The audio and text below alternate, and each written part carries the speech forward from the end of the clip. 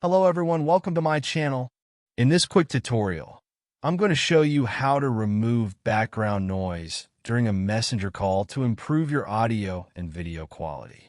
Make sure you watch until the end and don't forget to like this video and subscribe to my channel for more tips and tutorials.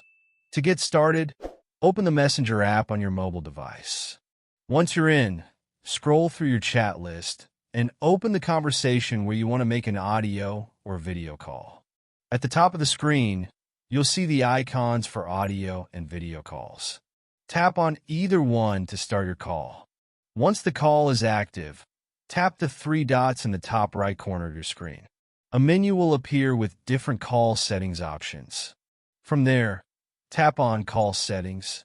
You'll now see a list of options, and one of them will be Noise Suppression.